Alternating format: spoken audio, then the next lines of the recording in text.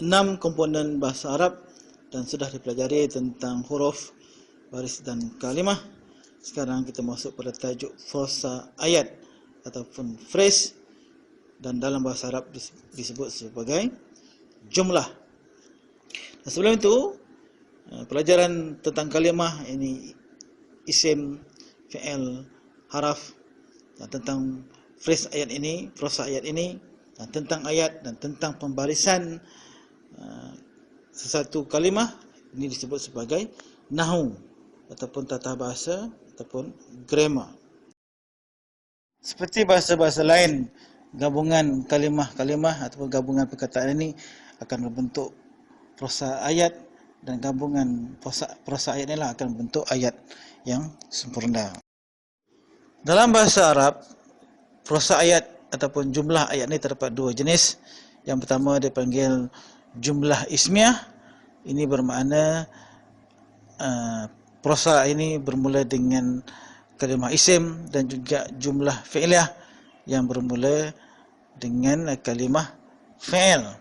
Namun begitu, kita yang mahu membaca dan memahami tulisan Arab tentang jumlah ismiah dan tentang jumlah fi'liyah ni tidaklah ditekankan, kerana ianya sangat penting kepada mereka yang mahu menulis, membuat ayat sendiri ataupun membuat ucapan.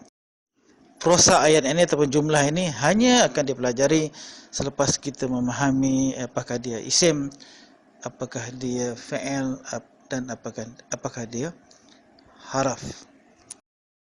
Komponen yang kelima ialah tentang ayat.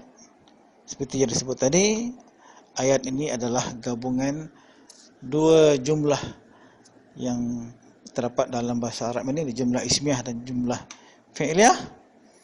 Dan ayat yang sempurna ini sudah pun tertulis dalam Al-Quran, tertulis di dalam hadis, di dalam doa, dalam bacaan solat, dalam zikir, dan kita yang mahu membaca adalah tidak ditekankan sangat ataupun tidaklah ambil penting tentang menyusun ataupun membuat sesuatu ayat.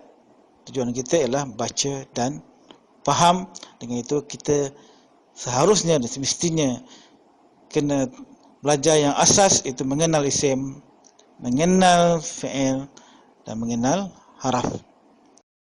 Ada jenis isim yang akan dapat kita kenal pasti, yang ianya berasal daripada perkataan fi'il. Manakala fi'il pula, seperti yang kita tahu, fi'il madi 3 huruf original ataupun mujarad adalah ibu kepada fi'il. Dengan kata lain, sekiranya kita jumpa fi'il amar, fi'il suruhan, kita akan dapat tahu apakah fi'il mudhari'nya, apakah present tense-nya. Dan daripada fi'il mudhari' ini kita boleh work out untuk mencari fi'il madi, dan akhirnya kita akan dapat satu perkataan yang akan dapat kita rujuk terus di dalam kamus. Sebelum ini kita pun sudah sebut bahawa di dalam kamus standard bahasa Arab, kalimah yang awal kita akan jumpa ialah fi'il madi. Ini khasnya fi'il madi 3 huruf. Kemudian kita jumpa fi'il madi tambahan 1 huruf, 2 huruf, dan 3 huruf.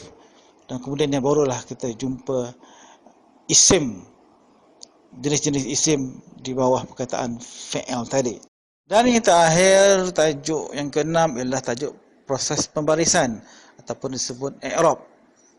Kenapakah satu kalimah itu berakhir dengan baris atas, baris di bawah, atau baris di hadapan? Kita akan tahu sebab-sebabnya. Dan ini ada juga kalimah yang disebut sebagai yang marfu', yang mansub, dan yang majrul. Dan ini juga tidak dipentingkan, tidak ditekankan dalam pelajaran kita yang mahu membaca tulisan Arab, dan kita bukanlah mahu untuk menulis ataupun bercakap ataupun memberi satu ucapan di dalam bahasa Arab.